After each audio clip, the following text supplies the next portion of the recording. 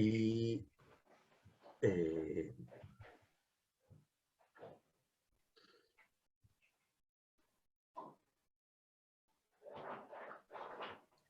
ahí parece que ya estamos.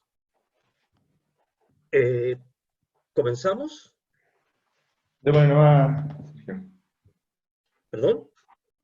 Sí, empecemos nomás, diría yo, Ok, porque ya estamos en 5 minutos, entonces estamos súper bien. perfecto. Bueno, quiero agradecer a todos por su presencia y por su interés. Hay, como ya dije, y agradezco especialmente a todos los amigos y colegas de México que se levantaron más temprano para estar presentes, y voy a partir porque hay, creo, muchas cosas que comentar. La idea inicial de dar esta charla surgió cuando falleció Dyson, porque, como van a ver, Dyson juega un papel fundamental en, en lo que voy a contar, y se lo propuse así a Francisco, quien lo aceptó, pero luego vino todo el coronavirus encima nuestro y retrasó esto, y de alguna manera ahora estamos muy lejos para hacer un homenaje, pero igual quiero hacer este homenaje a Dyson. Las personas que tuvieron mucho que ver en la generación de la idea para hacer este artículo fueron Feynman, quien les contó a Cecil Moret, ahora, bueno, ya fallecía, pero Moret de Witt, y a Dyson en 1948 en el Instituto de Estudios Avanzados de Princeton, lo que va a ser el motivo principal de esta discusión.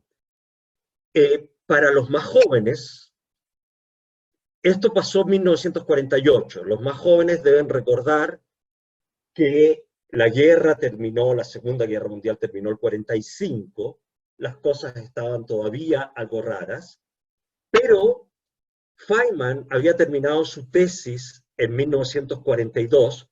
Su tesis tenía que ver con la formulación conocida ahora como la formulación de Feynman de la mecánica cuántica, que es la primera formulación de la mecánica cuántica hecha en términos de lagrangianos y no de hamiltonianos, como habían sido las formulaciones de Dirac, de Heisenberg y de Schrödinger, y por lo tanto abrió una nueva forma, completamente distinta pero equivalente, de hacer la mecánica cuántica.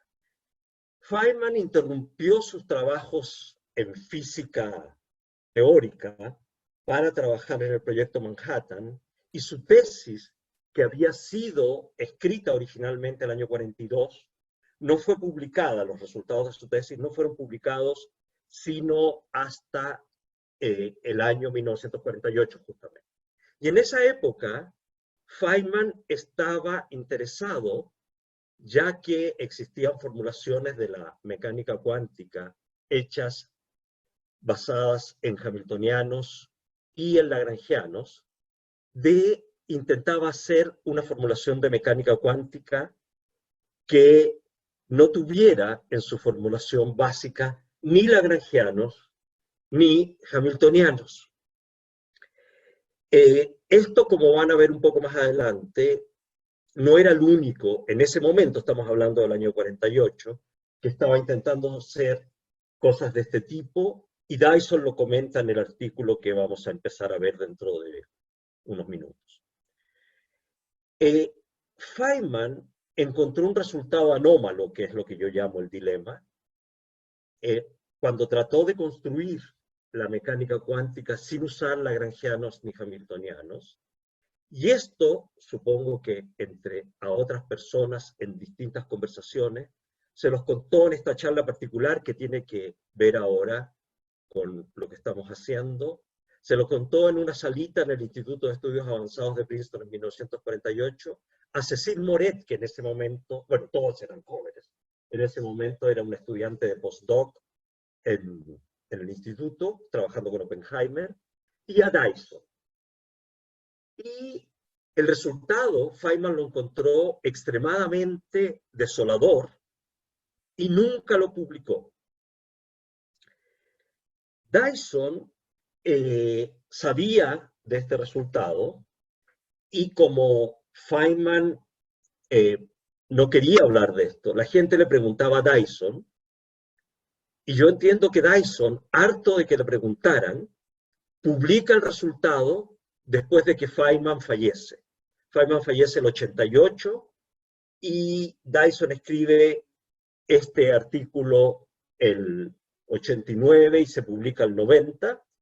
Y ahora voy a decir de qué se trata la idea de Feynman, el resultado de Feynman y cómo se resuelve este dilema.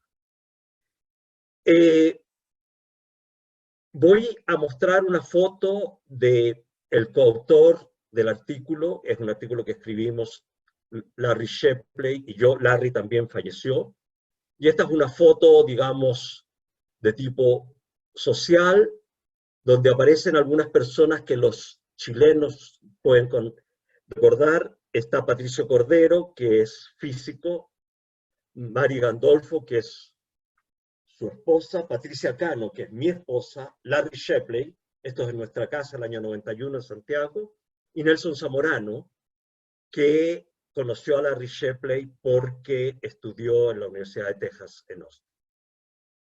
Entonces, esta es una foto del año 91, yo había recién regresado de México. Y ahora partimos. La referencia está ahí abajo, en la página 209 del American Journal of Physics del año 90.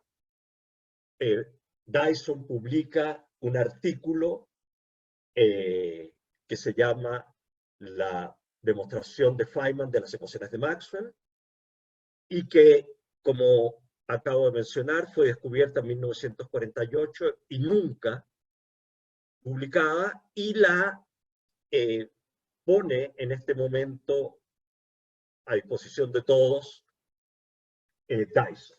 Entonces, en lo que viene, y no voy a poder hacer demostraciones, pero les voy a contar cómo van las demostraciones.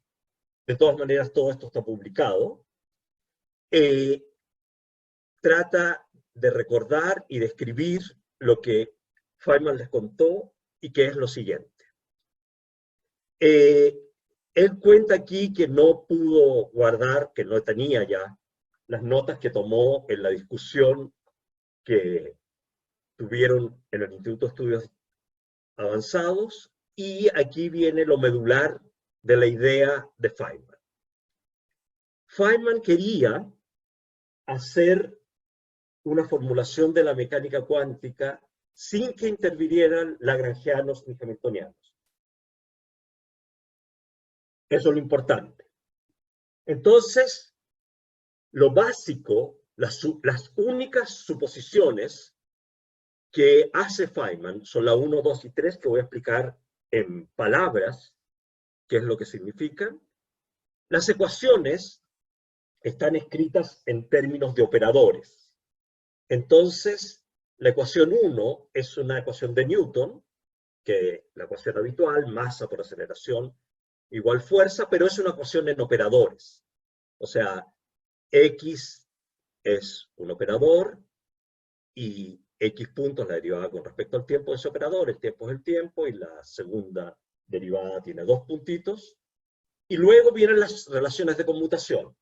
Y las relaciones de conmutación que él asume es que las coordenadas conmutan y que las coordenadas con las velocidades, noten que hay una m ahí como para mimicar un momentum, son proporcionales con una IH barra a una delta de Kronecker. Noten que no puede usar el momentum, porque si usara el momentum estaría suponiendo que viene de un lagrangiano y por lo tanto estaría haciendo trampa. Entonces, las tres condiciones, las únicas que usa, son una ecuación de Newton, no quiere usar lagrangianos ni hamiltonianos, las coordenadas conmutan y las coordenadas con las velocidades tienen una relación de conmutación bastante habitual, que es una delta de Kronecker. ahora voy a mostrar, pero realmente va a ser solo un paseo por las ecuaciones, pero lo único que hace a partir de esto Feynman es tomar derivadas con respecto al tiempo, usar conmutadores, usar obviamente las tres suposiciones, y usar la identidad de Jacobi para operadores. Cuando él hace eso, obtiene, y este es el resultado, y después les voy a mostrar, aunque no voy a hacer las demostraciones porque no hay tiempo, pero este artículo ya di la referencia, está publicado. Entonces, no cualquier fuerza es aceptable y solo la mecánica cuántica construida de esta manera solo acepta una fuerza de Lorentz, donde la fuerza de Lorentz es la fuerza electromagnética general que actúa sobre una partícula cargada. Ahora, entonces, tres suposiciones aparentemente inocentes. Se cumple la ecuación de Newton, las coordenadas conmutan, las coordenadas y las velocidades tienen un conmutador proporcional a una delta de Kronecker. Eso implica que la fuerza tiene que ser de Lorentz, lo cual no está mal, pero esa es la única fuerza posible. Lo que significaría que la mecánica cuántica, desarrollada de esta manera, solo permite tratar fuerzas electromagnéticas y ningún otro tipo de fuerza. Este resultado fue tan duro para Feynman, en el sentido de decir la mecánica cuántica solo permite introducir una fuerza de Lorentz y cualquier otra fuerza está prohibida, que nunca lo publicó. O sea, la desazón de Feynman fue tan grande que obtuvo este resultado, supongo que solo en su escritorio, se lo contó a algunos amigos, entre ellos a Cecil Moret y a Joan Dyson, y desde 1948 hasta su muerte, 40 años después, nunca lo publicó. Y esto, como digo, es el recuerdo de Dyson del resultado de Feynman.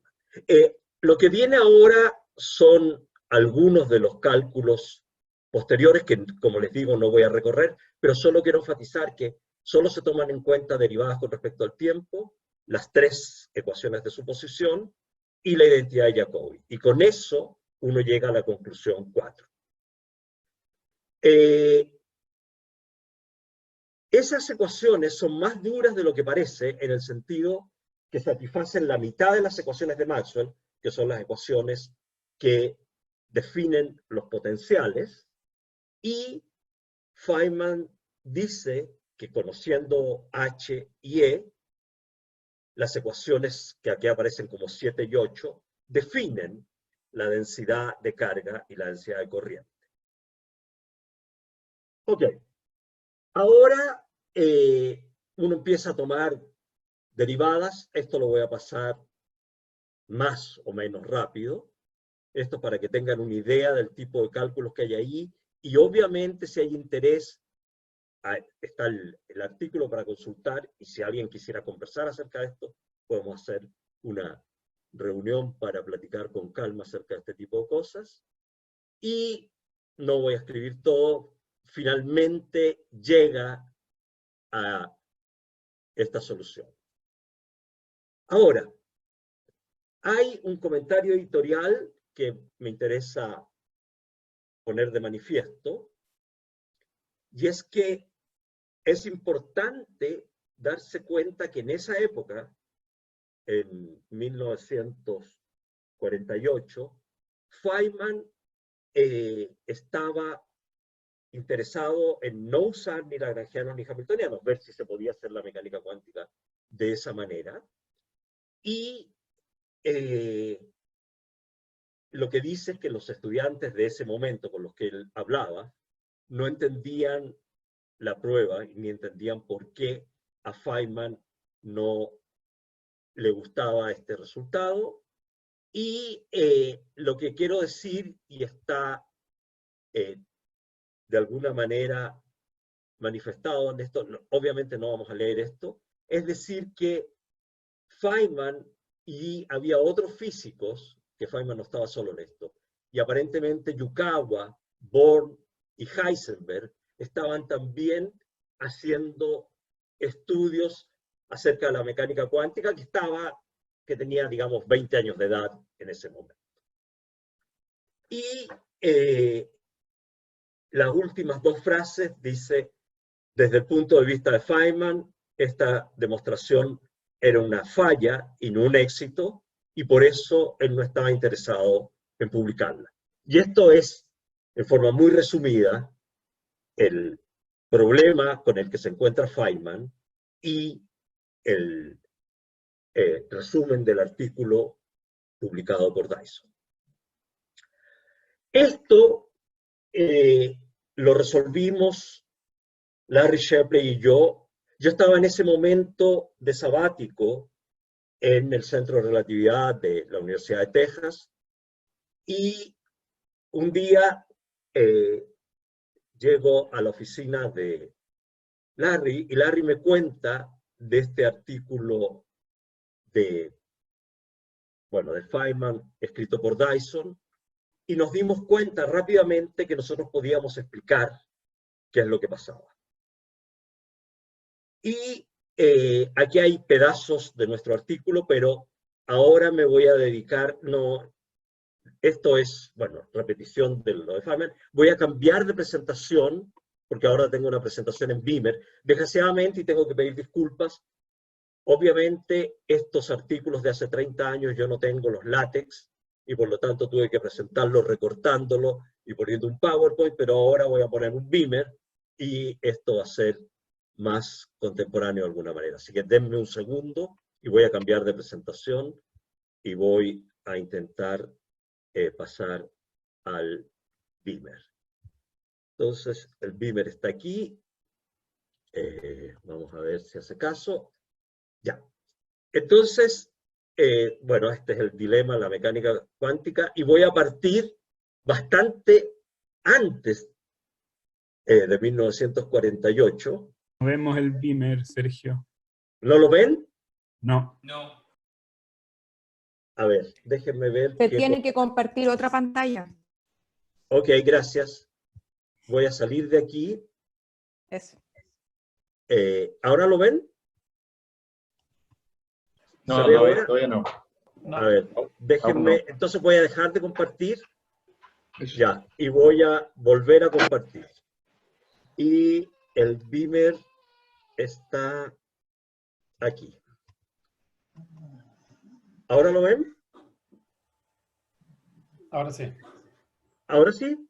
Sí, sí. Sí, Ok. ahora sí. Ok, entonces déjenme sacar porque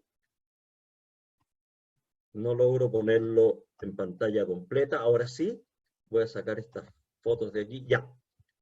Entonces, el Beamer, tiene el título, y luego esta cosa la voy a tratar de sacar para que se vea mejor. Ya.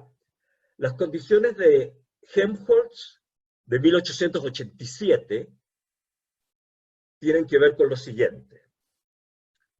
Consideremos un sistema de n ecuaciones diferenciales de segundo orden para n variables. Estoy pensando en un sistema regular, el sistema no singular, y el sistema está escrito en términos de n ecuaciones que llamo GI, que son en principio funciones de las aceleraciones, las velocidades, las coordenadas y el tiempo. Y uno se pregunta, Helmholtz se pregunta, ¿cuál es la condición, en este caso, cuáles son las condiciones necesarias y suficientes para que esos Gs se puedan escribir como ecuaciones de Euler-Lagrange? En otras palabras, dada una ecuación diferencial cualquiera, es posible encontrar un lagrangiano tal que lo que se llama la derivada de Euler-Lagrange, o lo que está al lado izquierdo de la ecuación 2, sea igual al lado izquierdo de la ecuación diferencial. En otras palabras, ¿cuáles son las condiciones necesarias y suficientes para que exista un lagrangiano tal que haga lo que dice la ecuación 2? Y las condiciones, que ahora se llaman las condiciones de Helmholtz, son las que vienen en la siguiente transparencia, pero déjenme decir una cosa. Esto que estoy escribiendo se puede generalizar a ecuaciones de cualquier orden con cualquier número de variables. En particular, yo voy a tratar ahora, porque nos interesa, el caso de segundo orden, y eso es lo que hizo Helmholtz, pero después tomando la idea de Helmholtz uno lo puede hacer para cualquier orden, y para cualquier número de ecuaciones. Entonces, una vez que uno, ya espero tenemos claro cuál es el problema, da un sistema de ecuaciones diferenciales, noten que Helmholtz ni siquiera pide que sea lineal en las aceleraciones. O sea, no están despejadas las aceleraciones, es lo que quiero decir. Pero se pueden despejar. Las condiciones de Helmholtz son las que siguen, excepto que cuando comparto la pantalla no me deja hacerlo. Voy a dejar de compartir y voy a mostrarlo menos bonito. Déjenme ver si ahora puedo. No, voy a tener que salir de ahí. Permítame un momentito, voy a tener que salir. Voy a dejar de compartir y voy a mostrar sin hacerlo elegante. Porque por algún motivo no deja de hacerlo elegante, pero lo van a poder ver igual. Sergio, ¿una pregunta puede ser? Sí, claro. Dale. Sí, yo lo que había pensado con respecto a esto es que la diferencia entre la formulación lagrangiana y hamiltoniana y las ecuaciones de Newton es que en las ecuaciones de Newton uno puede meter los efectos disipativos de las fuerzas. Y en las formulaciones lagrangianas y hamiltonianas eso no se puede. No sé si hay algo detrás de lo que estoy diciendo. Agradezco la pregunta. Lo que acabas de decir es falso. Después puedo mostrar un ejemplo en que el acelerador armónico amortiguado, por ejemplo, en una dimensión o lo que quiera, se puede. Lo que no se puede es escribir como T menos B. Pero hay lagrangianos, no para todos los sistemas disipativos, pero para algunos sistemas disipativos. Así que no es eso. Déjenme, a ver, esto, ahora, ¿ven ahora o tengo que hacer alguna otra cosa? ¿Están viendo la pantalla mía? No. No. No. A ver, permíteme de nuevo. Lo que pasa es que esto es una lata. Ya. Ahora sí. Y ahora sí. Ya. Lo voy a mostrar más feo, pero ni modo. Entonces, las condiciones son estas que están acá.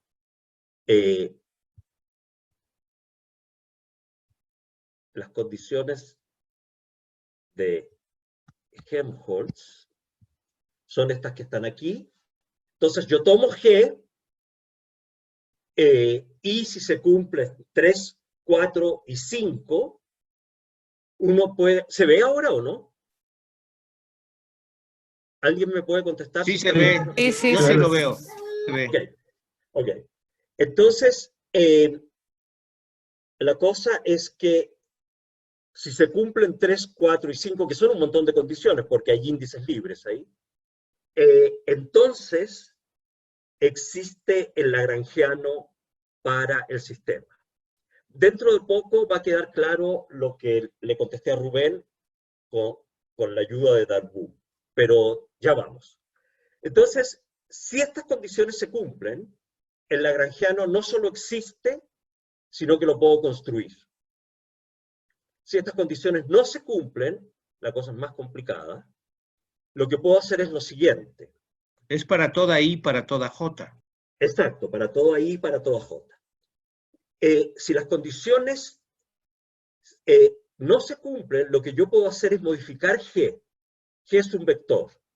Si lo multiplico por una matriz cualquiera que tenga determinante distinto de 0, las soluciones de la ecuación todavía son las mismas. Esta matriz no es trivial, depende de Q, Q punto y T. Si la multiplico por una matriz, y esa matriz puede ser cualquiera, que sea regular, que yo pueda invertir, entonces ahora tengo que probar, y esta es una ecuación para esas matrices, y entonces puede ser que la forma en que yo la escribí las ecuaciones originalmente no tengan lagrangiano, pero si yo hago alguna combinación de esas ecuaciones, esas sí tengan Lagrangiano. Ok, no quiero insistir en eso, pero supongamos que encontré un Lagrangiano. Y tienen esa forma. Entonces, ahora, esto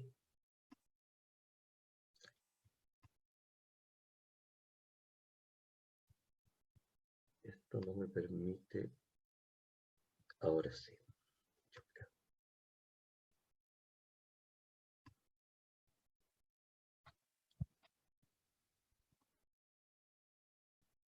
Ya, entonces si existen, esas ecuaciones se pueden escribir en esa forma. Voy a tener que hacer una cosa un poco distinta. Profesor, ¿Sí? arriba, debajo de la pestaña de no L, no Q, están las flechitas arriba y abajo. Ok, déjame ver si así. Ahí está, perfecto. Ahí está. Entonces, ahora voy a contestarle a Rubén de mejor manera. El problema de existencia, ahora, este problema es un problema en que la dimensión juega un papel fundamental. Y desde 1887, que planteó estas ecuaciones Helmholtz, y usando métodos diferentes en general, las personas han obtenido, y ya voy a decir en detalle quiénes, soluciones para el caso n igual a 1 y n igual a 2. Y el caso n mayor que 2 lo voy a comentar dentro de un momento y vamos a seguir. En el caso de n igual a 1, Darboux en 1891, poco después que Helmholtz, y para n igual a 2 en 1941, Douglas, yo no sabía, pero lo aprendí hace poco, es muy importante, es un matemático de Chicago, que fue la primera persona que junto con Alfors recibió la primera medalla Fields en el año 1936. El caso n igual a 1 tiene la siguiente solución. Cualquier ecuación diferencial, una sola, tiene un número infinito de lagrangianos que son inequivalentes. Inequivalente significa que los paréntesis de Poisson, o conmutadores que salen de ahí, no son iguales. Y eso lo dice la nota del nota bene. Para el propósito de esta discusión, dos lagrangianos que difieren por una derivada total son el mismo. O sea, la diferencia de una derivada total es trivial desde el punto de vista de este problema. No estoy diciendo que son infinitos porque puedo sumarle cualquier derivada total. Estoy diciendo algo más profundo, más bien Darboux.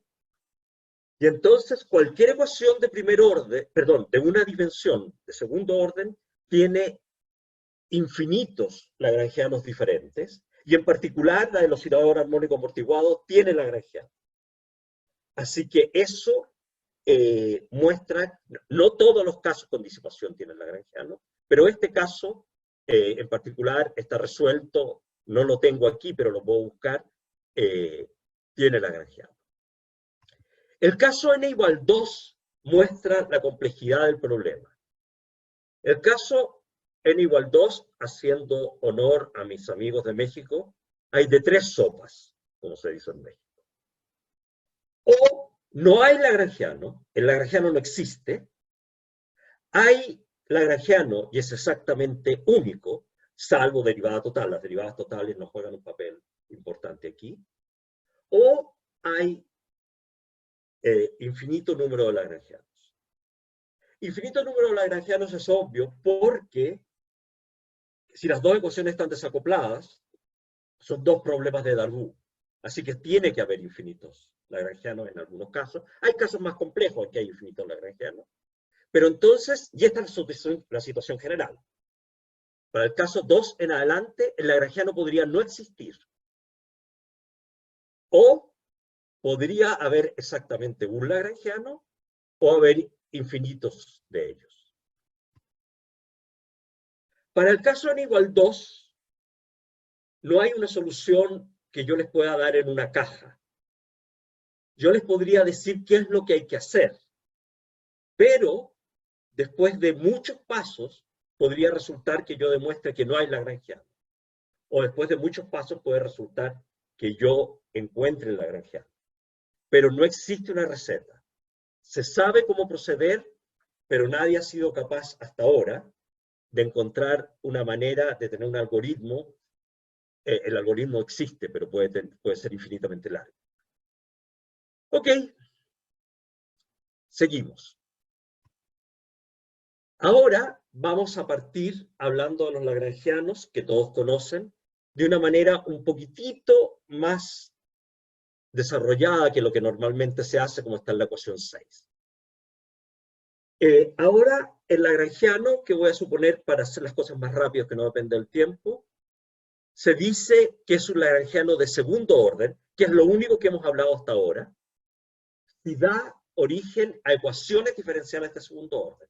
Ustedes ven que si en la ecuación 6 yo desarrollo la derivada total con respecto al tiempo en el primer término, aparecen dos términos. El lagrangiano depende solo de la posición y las velocidades, y por lo tanto el primer término del lado derecho de la ecuación 6 es el único que contiene las aceleraciones y las contiene linealmente, porque las derivadas del lagrangiano contienen solo posición y velocidades. Y por lo tanto, cualquier ecuación lagrangiana de segundo orden es lo que los matemáticos llaman cuasi lineal. En otras palabras, no es lineal, pero es lineal en las más altas derivadas, que en este caso es la aceleración. Ahora, y mis amigos que son expertos en sistemas singulares, no voy a hablar de sistemas singulares. Voy a hablar del caso en que no es el determinante de W el que es igual a 0, sino en el caso en que W es idénticamente 0 o no es idénticamente 0.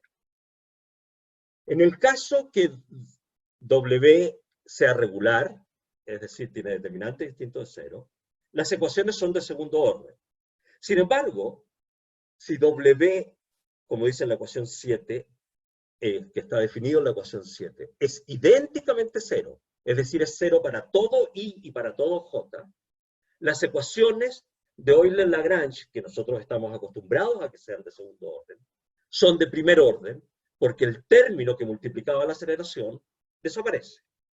Ahora, para aquellas personas que están preocupadas de ese problema, les voy a contar que ellos conocen lagrangianos de primer orden, y en la página siguiente vienen ejemplos.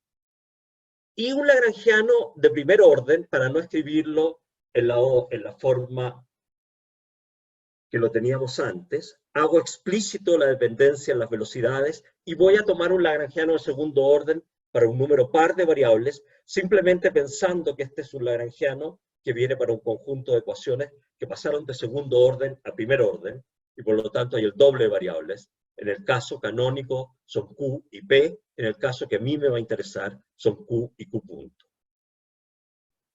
En otras palabras, si uno tiene un lagrangiano cualquiera de la forma xa x punto b, ese lagrangiano siempre va a dar ecuaciones de segundo orden, a menos que sea lo más lineal en las velocidades. Si es lineal en las velocidades, entonces las ecuaciones son de primer orden. Y ese lagrangiano que está ahí es el lagrangiano más general para LA de XB arbitrario en principio y L0 de XC arbitrario, pero la gracia que tiene ese lagrangiano, escrito así, es que sus ecuaciones no son de segundo orden, son siempre de primer orden. En lo que me refería hace un momento, todos ustedes probablemente conocen estos tres ejemplos, y hay más, de lagrangianos de primer orden. Uno es el lagrangiano que da origen a las ecuaciones de Hamilton, de la forma PQ punto menos H, en donde uno varía independientemente P y Q, que uno obtiene las ecuaciones de Hamilton. El lagrangiano de la ecuación de Schrödinger, que es de primer orden en el tiempo, y el lagrangiano de la ecuación de Dirac, por ejemplo, que es también de primer orden en el tiempo. Entonces, lo digo porque estas fueron discusiones que tuvimos con el árbitro Luis Urrutia y yo hace mucho tiempo atrás, en que decían que no había lagrangianos de primer orden. Eso está obviamente superado y eso fue 30 años atrás. Ahora, las ecuaciones que salen de ese lagrangiano son las que están, que aparecen en la ecuación 11, y se ve que la velocidad, x punto, está multiplicada ahora por una matriz antisimétrica que vamos a llamar sigma, y que para los amantes de la geometría es la derivada exterior de L, que es una unoforma. Sigma es antisimétrico y para los más clásicos es un rotor, para los más modernos es una derivada exterior, y se llama en mecánica clásica el paréntesis de Lagrange, definido por el lagrangiano 10, que es este de aquí. Ok. Ahora, esa matriz tiene la forma general que está allí. Cada matriz B, A, D y C son matrices de n por n, porque sigma es una función de 2n por 2n. Y esto lo dice la página siguiente. B y C son matrices antisimétricas y la traspuesta de A es menos D. Y eso viene para que sigma sea antisimétrico. Ahí está. B es una matriz antisimétrica, C es una matriz antisimétrica y la traspuesta de A es menos D. Entonces, la forma genérica de sigma es esa de ahí, donde B es antisimétrico, C es antisimétrico, y esta parte también es antisimétrica en el sentido que si yo tomo la traspuesta de A es menos D. Bueno, seguimos entonces. Ahora, si ustedes quieren usar coordenadas canónicas, yo estoy usando como coordenadas Q y Q punto, pero si yo usara Q y P, entonces sigma, que voy a llamar sigma 0 en este caso, es el paréntesis de Lagrange canónico, donde las matrices 0, 1, menos 1 y 0 son matrices también de n por n, pero tienen la forma simple. Y esto se debe a que en el lagrangiano habitual que ya mostré en algunas transparencias atrás, de la forma PQ punto menos H, hay un término que es PQ punto, pero no hay un término que acompañe a P punto. Y por lo tanto se simplifica mucho y esencialmente tiene esta forma.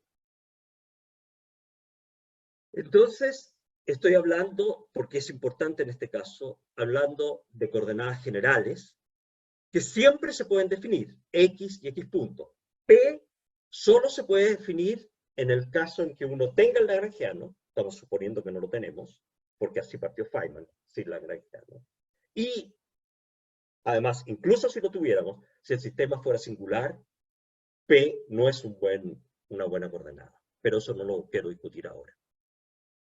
Estoy pensando en el caso en que sigma es invertible, y en ese caso tiene una matriz inversa, y esa matriz inversa la conocemos mejor, y es la matriz que llamamos J, es antisimétrica, porque sigma es antisimétrico, y es la matriz de los paréntesis de Poisson, que juega obviamente un papel muy importante en la cuantización. Ok, continuamos. Los paréntesis de Poisson, en términos de esta matriz, de la matriz J, apareció aquí algo que no debería, se escriben de esta forma, y esta es la forma habitual que está escrito en general ahora, de A de Q por dB a de P menos de A de P por dB a de Q, que ahora está hecho todo en una suma con una matriz antisimétrica, y J no tiene por qué tener la forma canónica de 0, 1, menos 1 y 0, sino que está asociada a cualquier conjunto de coordenadas no canónicas, y lo único que tiene que cumplir es con ser antisimétrica, satisfacer la identidad de Jacobi, que en este momento no nos interesa tanto, y reproducir las ecuaciones de Hamilton. Es decir, que el paréntesis de Poisson de X con el hamiltoniano de la derivada de X con respecto al tiempo. Ok, continuamos. Supongamos ahora que yo tengo un conjunto de ecuaciones de Newton, que son las 20. Puse la más igual a 1, pero da lo mismo.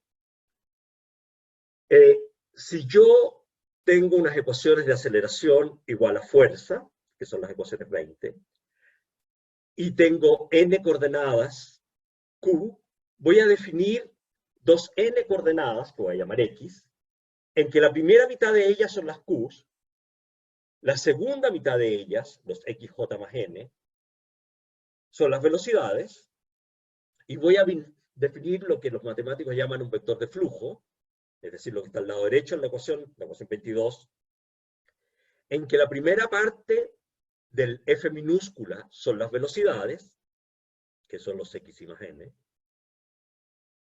y la segunda parte son las fuerzas de Newton. Noten que estas dos N ecuaciones 22 tienen una parte trivial, que son la definición de las coordenadas, es decir, la primera dice que Q puntos son X y más N, es decir, refleja de nuevo que estoy usando las velocidades como coordenadas, y la segunda parte, las últimas N, son las ecuaciones propiamente de Newton.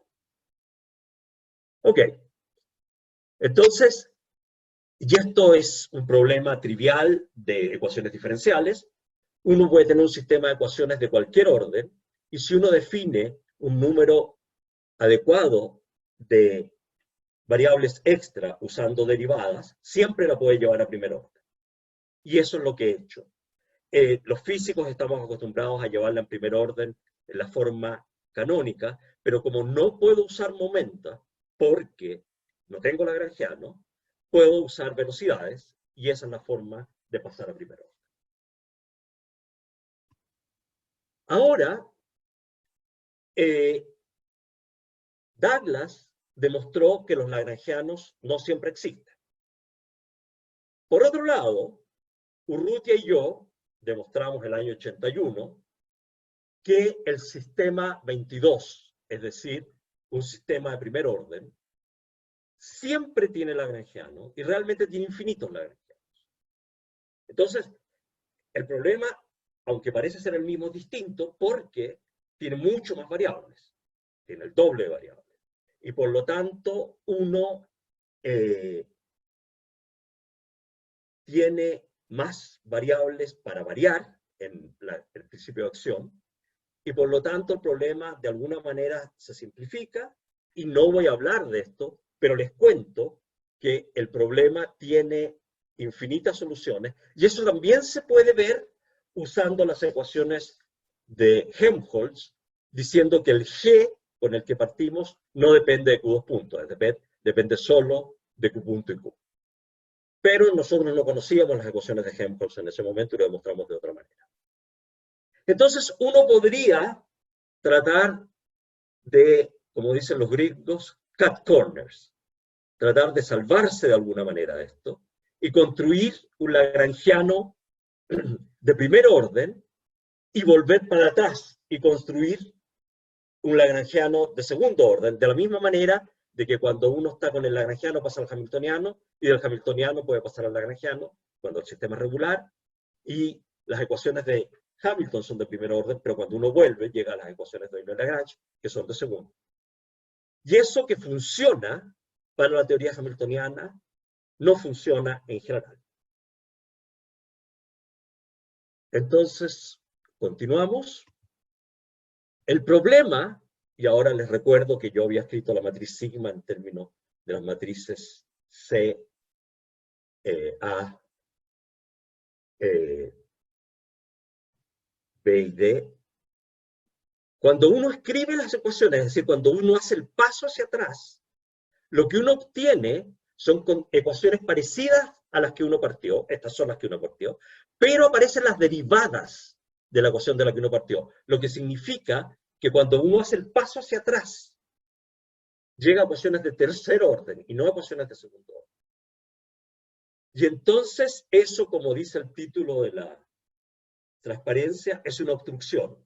En otras palabras, si bien en la teoría hamiltoniana regular yo puedo pasar de la teoría lagrangiana a la hamiltoniana y luego de la hamiltoniana a la lagrangiana, cuando uno lo hace en coordenadas cualquiera y lo pasa a primer orden, uno siempre tiene un lagrangiano, pero cuando uno se devuelve, las ecuaciones no son de las que uno partió, sino que una combinación de las ecuaciones más sus derivadas.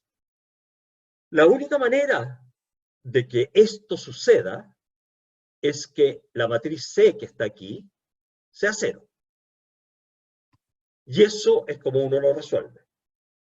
La manera de resolverlo, y eso lo hice yo en el año 84, es poner C igual a 0. Pero cuando uno pone C igual a 0, entonces sigma ya no es cualquiera. La condición C igual a 0 no solo significa C igual a 0, uno resuelve una serie de cosas. Y resulta que sigma, de esa forma genética que tenía, obviamente tiene un 0 en la porción de n más n más abajo y más a la derecha, sino que además las otras matrices se simplifican a tener la forma T y N, donde T es una matriz antisimétrica, que es la segunda derivada del lagrangiano con respecto a las posiciones y a las velocidades, y W es la matriz de las segundas derivadas del lagrangiano con respecto a las velocidades que ya habíamos encontrado al principio de la charla. Entonces quiero volver simplemente, cuando sigma pasa de su forma genérica a poner la constricción C igual a 0, obviamente C igual a 0 aparece, pero las otras matrices se simplifican y tienen la forma que aparece ahí. Ahora, y aquí está lo importante, calculo el inverso de sigma. Como sigma tiene un 0 abajo, es fácil ver que el inverso es lo que está aquí, lo puedo escribir, pero ahora tiene un 0 arriba. Disculpe, perdón. W es una matriz simétrica, ¿verdad? Sí. Ah, ok. Sí. Entonces es Y un por lo error tanto, de dedo. basta con poner la respuesta que es igual a W y el Sí, signo es que menos aquí porque pusiste W y J igual a menos WJI. tienes razón, Matthew, muchas Ok, gracias. Es perdón. porque la de arriba... No, gracias. Está mal. Eso, la matriz es simétrica. Entonces, J tiene esa forma, y como ustedes ven, hay un 0 enorme de n por n en la parte superior izquierda. J son los paréntesis de Poisson de los X, y por lo tanto, en la primera parte, en la parte en que los X son menores o iguales que n, es el paréntesis de Poisson de las coordenadas. Y noten que el paréntesis de Poisson de las coordenadas es 0 porque yo exigí que existiera un lagrangiano de segundo orden. Cuando puse C igual a 0, el inverso me salió con un 0 arriba, y como, bueno, esto está ordenado de tal manera que los primeros n son las coordenadas y los últimos n son las velocidades, entonces la condición que escribí en términos de la matriz de Lagrange, de los paréntesis de Lagrange, con un 0 abajo, se transforma en una condición en los paréntesis de Poisson con un 0 arriba a la izquierda. Y eso significa que la condición para que un lagrangiano exista, un lagrangiano de segundo orden exista, es que las coordenadas tengan paréntesis de Poisson 0. Entonces, las condiciones que el lagrangiano, de que las coordenadas conmuten, C igual a 0, implica que el lagrangiano de segundo orden existe. Ahora, volvamos atrás. Entonces, la primera condición para que el lagrangiano exista, el de segundo orden, es que las coordenadas conmuten. Pero,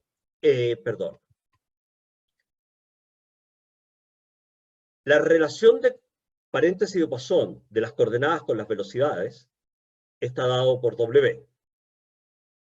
Pero W inverso, en este caso, es casi igual al W.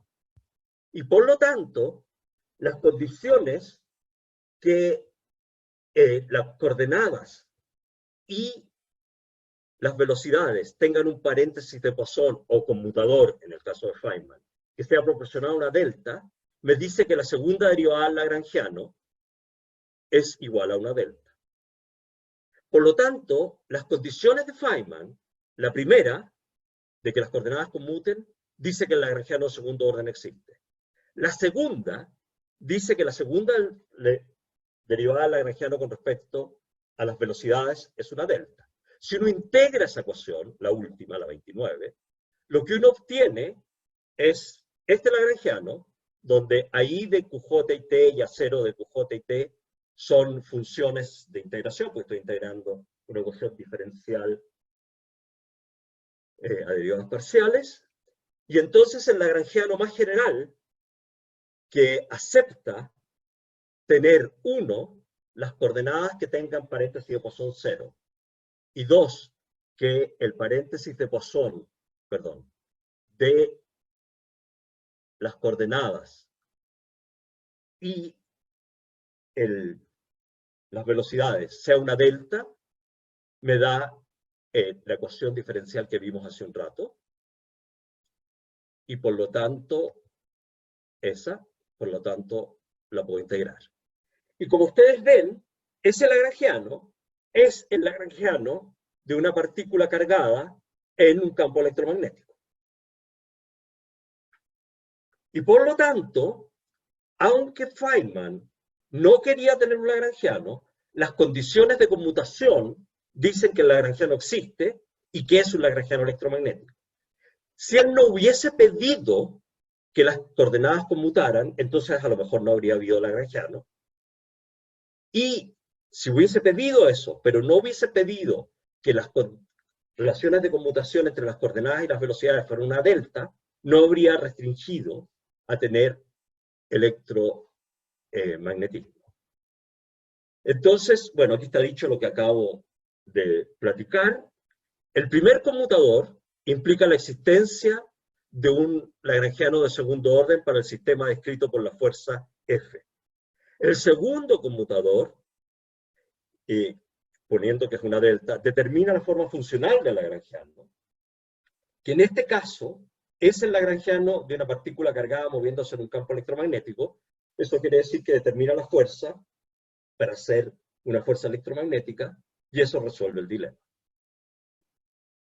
Así que, esencialmente, lo que pasa es que, aunque Feynman no quería poner un lagrangiano, lo puso, y no solo lo puso al poner que XY con XJ conmute. Y cuando dijo que XY con X punto J es una delta, dijo exactamente de qué forma era.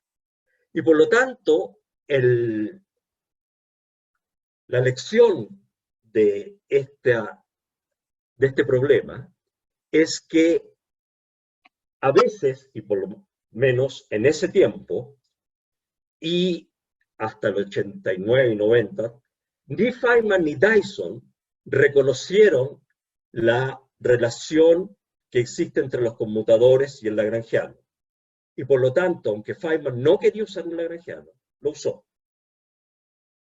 Eso es todo lo que quería contar. Gracias. No sé si hay preguntas. Gracias, Sergio. Gracias, Matthew. Consultas, preguntas. Sí, yo tengo una pregunta. Dime, Matthew. ¿Será que parte del problema aquí es que estamos todavía hablando de la primera cuantización, ¿no? Estamos tratando de cuantizar una partícula.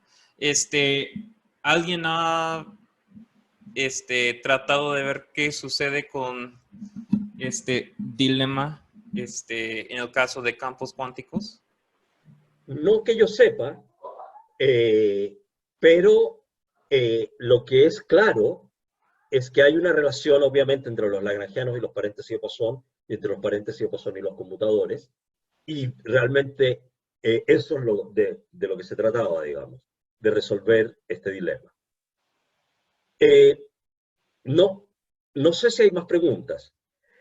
Les quiero decir que cuando nosotros hicimos esto, estoy hablando del año 90, tuvimos un amigo que estaba en Austin que fue a visitar a alguien a Princeton y le llevó nuestro paper a Dyson.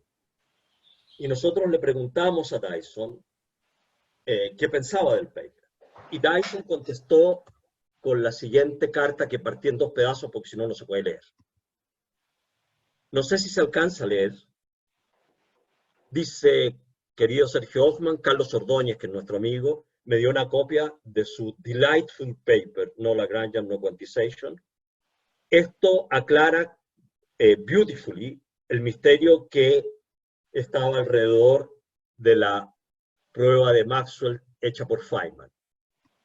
Luego dice, debo pedir disculpas por ser totalmente ignorante de sus trabajos anteriores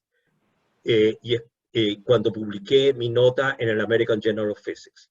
Siento mucho haber perdido la oportunidad de darles a ellos alguna publicidad. Me parece que nadie lee el Journal of Mathematical Physics estos días. Espero que publiquen No Lagrangian, No Quantization en un lugar más importante, con disculpas y los mejores deseos suyo, Richard Freeman Dyson. Quiero decir que nosotros publicamos en Journal of Mathematical Physics porque cuando llegó la respuesta de Dyson, nosotros ya teníamos el paper enviado, pero debimos quizás haberlo mandado a otro lugar. Esto significa, creo yo, por lo menos la confesión de Dyson, que ellos no entendían, por lo menos él, esta relación. Quiero decir esto porque esto no es obvio, y está claro que no es obvio porque lo publicó, digamos, y no lo dijo, y ahora lo confesó. Volvamos adelante, no sé si hay más preguntas. Sí, yo lo que no entiendo, Sergio, es que hay unas paréntesis de Poisson o unos conmutadores entre las coordenadas y la velocidad. Y eso Sí. te da necesariamente la forma de un lagrangiano. Ahora, Sí. si uno no quisiera, ¿no?, tener solo ese lagrangiano, sino cualquier lagrangiano, ¿qué es lo que debería uno hacer? ¿No debería uno entonces enfocarse al conmutador entre las posiciones y las velocidades? ¿Tendría uno que hacer otra cosa? Es lo que no me quedó claro. A ver, esencialmente, ahora lo voy a decir de otra manera, cuando uno tiene las ecuaciones de Euler-Lagrange de segundo orden, hay dos matrices que son importantes. La matriz que aquí aparece como W y la matriz T. Cuando el lagrangiano de segundo orden existe, entonces la relación de paréntesis Poisson o de conmutación entre las velocidades, perdón, la posición y las velocidades debe ser W. En otras palabras, debe ser una matriz que sea la segunda derivada de alguna función con respecto a las velocidades. En otras palabras, sí debe ser simétrico, el delta y j en ese sentido está bien, pero puede ser cualquier función, aunque no cualquier función, sino más bien la derivada de cualquier función con respecto a q.i, q.j. Y cuando pones cualquier función, esa va a ser el lagrangiano.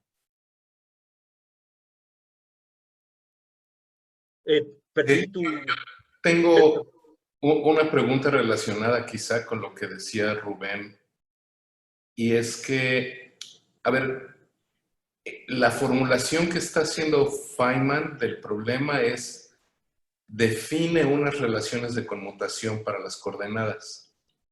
Sí. Y el asunto, por lo que nos platicaste, y entonces no sé si me estoy quedando con la idea correcta, es que aún habiendo definido paréntesis de Poisson, todavía no sabes si va a haber un lagrangiano o no. ¿Es correcto? O sea, todavía no sabes. Puedes definir unas relaciones de conmutación, pero todavía no sabes que vas a poder deducir unas ecuaciones de movimiento como ecuaciones de Euler-Lagrange. ¿Es correcto? O sea, tienen que satisfacerse las condiciones estas de integrabilidad de Helmholtz para que sí haya lagrangiano. Y una vez que sí hay, entonces puedes hacer el truco, bueno, o los trucos estos de bajarle el orden al sistema de ecuaciones, un sistema de ecuaciones de segundo orden, bajarlo a que aparezca como un sistema de primer orden, etcétera, y irte por ahí y luego ir integrando y encontrando el lagrangiano, pero no siempre vas a poder, ¿es correcto? A ver, el lagrangiano de segundo orden, digamos, o de orden n, o de orden p, o de lo que quieras, no siempre va a existir. Y el de primer orden siempre va a existir. Si tú pones que las x no conmutan, en general, vas a tener lagrangiano de primer orden, pero no vas a tener lagrangiano de segundo orden.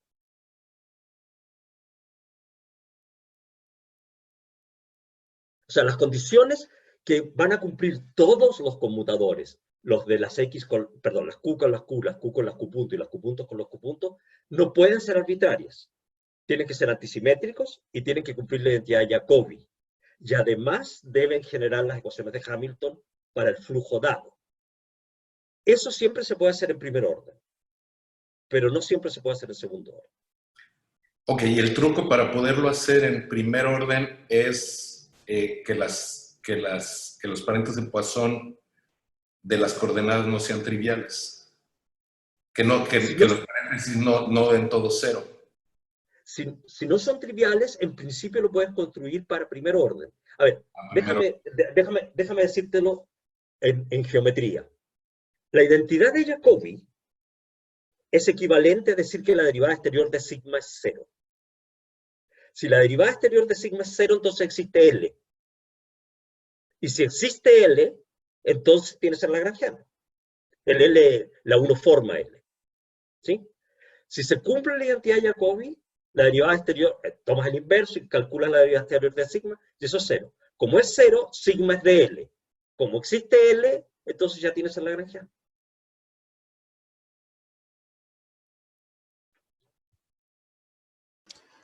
Pero según yo entendí, lo que era Postling, ¿no? No era tanto si existía el lagrangiano o no, sino que era un lagrangiano de una partícula cargada en el campo electromagnético. Que no era tanto la existencia del lagrangiano, sino la existencia de solo un tipo de lagrangiano específico, ¿no? Sí, tú tienes razón, eso fue lo que descorazonó a Feynman, digamos. Y eso viene de la otra condición, de la condición de los Q con los Q puntos. Eso viene, claro. Ahora, si tengo otra forma del conmutador o de los paréntesis de Poisson de Q y Q punto, entonces ya podría tener otro tipo de lagrangiano, nada más que sea una matriz antisimétrica y eso sería correcto. Sí. Okay. Entonces creo que ya entendí. Oye, servido mi buen. Pues yo tengo otra pregunta medio vaga. ¿Sí? Pues estas relaciones de conmutadores tienen algo que ver, ¿no?, con el grupo de simetrías del problema, ¿no? Y supongo que si estás diciendo que las coordenadas tienen que conmutar, es como decir que tienes como una acción del grupo Rn, ¿no? Y pues las relaciones canónicas de Heisenberg implican la existencia de una acción del grupo de Heisenberg, etcétera, etcétera, ¿no? ¿Será que hay una manera de analizar esta paradoja desde el punto de vista de las acciones de grupos? Lo que pasa es que esto me recuerda un poco a lo que hace George Mackey, en uno de sus libros sobre, no recuerdo si fue Mathematical Foundations of Quantum Mechanics o otro libro suyo, pero entre otras cosas lo que hace es empezar con la suposición de decir que vamos a suponer que tenemos simetría bajo el grupo de Galileo, ¿no? Y luego anda restringiendo más y más los posibles hamiltonianos hasta básicamente llegar a la ecuación de Schrödinger. Entonces mi pregunta es si también sería posible analizar este tipo de paradoja desde el punto de vista del Bueno, no sé, a lo mejor soy parte del grupo en PEST. Gracias por la pregunta. Larry decía mucho eso. Gracias por la pregunta porque me permite decir algunas cosas. Primero, yo no lo hice, no lo dije, pero está en el paper de Dyson, y es que la gente está muy preocupada, y de hecho hay muchos artículos que tratan de esto, y es que Feynman parte de una mecánica cuántica no relativista y termina con las ecuaciones de Maxwell que son relativistas. Y ahí hay otra paradoja. Y por lo tanto, un tratamiento basado en teoría de grupos, como el que podrían hacer ustedes en Mérida, podría ser interesante. Yo no lo he hecho y no soy capaz de hacerlo, pero yo creo, hay muchos artículos que salieron después de este artículo de Dyson, y que podrías mirar, y el artículo de Dyson mismo que está en el American Journal of Physics, y ahí él dice esto de que hay gente que realmente queda abismada con el hecho de que tú partes con una teoría de mecánica cuántica que es invariante ante el grupo de Galileo y terminas con una teoría que es la teoría de Maxwell que es invariante ante el grupo de Lorentz. Entonces, lo que tú dices me permite contar eso y es posible que haya algo profundo en lo que tú estás pensando, pero yo no soy capaz de contestar. Sergio, Sí. ¿no hay una cosa parecida cuando uno se va, por ejemplo, la teoría de campos, así, al Lycon gauge, donde, por supuesto que la teoría inicialmente es relativista, pero en el Lycon gauge las relaciones de conmutación parece, por ejemplo, y el hamiltoniano parece un hamiltoniano no relativista. Es simplemente una lección de gauge, claro, eso es lo que pasa ahí. ¿No será algo así? A mí me da la impresión de que no, porque efectivamente, como tú dices, yo no sé si estás yéndote a un sistema x0 más x3 igual 1, x0 más x3 igual... Claro, hay claro. Sí. Hay el tiempo del Lycon, que sería x0 más x3, sí. Cosas así. Claro. Que es lo que hacen algunas personas. Claro. La cosa es que yo creo que esto es distinto porque hay una cosa profunda aquí, que es la existencia del lagrangiano y determinación a través de las condiciones de Helmholtz o como quieras verlo. Y lo interesante es que esto se puede hacer tanto en mecánica clásica como en mecánica cuántica. Obviamente los cálculos de Feynman son correctos. Lo que pasa es que sus suposiciones tienen escondidas cosas que no esperaba. O sea, esa yo creo que es la lección. A veces una suposición hecha en términos de conmutadores, uno no está pensando que eso va a determinar el lagrangiano. Bueno, gracias. Gracias a ustedes. Bueno, quedamos... Yo otra pregunta, Sergio. Sí, por supuesto. Sobre la primera pregunta que te hice sobre la disipación, yo sí, por ejemplo, en el libro de Goldstein está algo sobre Rayleigh en que si la disipación es lineal en la velocidad, uno puede encontrar el lagrangiano. Pero lo que no sé es si en general, si yo tengo cualquier forma de disipación, siempre puedo encontrar un lagrangiano o no, o que se escape formas de disipación a formularlas con un lagrangiano, que yo creía que eso era, pero no estoy seguro. A ver, yo entiendo por el trabajo de Darboux que en una dimensión, no importa cuál sea la disipación, siempre puedes encontrar un lagrangiano. Eso es lo que... uno lo puede ver esencialmente, pero no lo podemos hacer ahora, pero podemos tener otra conversación privada, lo puede ver de las condiciones de Helmholtz. Porque en el caso de las condiciones de Helmholtz, tú lo notaste también. Eso es para todo I, todo J. Pero en el caso de las condiciones de Helmholtz, I y J solo toman el valor 1. Entonces se reducen mucho y son muy sencillas y tienen solución. Y entonces, en una dimensión, la cosa es especialmente simple y se puede hacer. Y eso, como te digo, lo hizo Darboux. Ahora, si en 2 o más dimensiones eso va a resultar para cualquier caso, la respuesta es que muy probablemente no. Pero en el contraejemplo, en una dimensión, es el que uno no puede tomar, creo, la disipación como el parteaguas.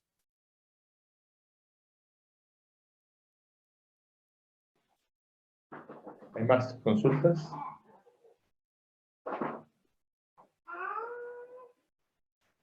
¿No?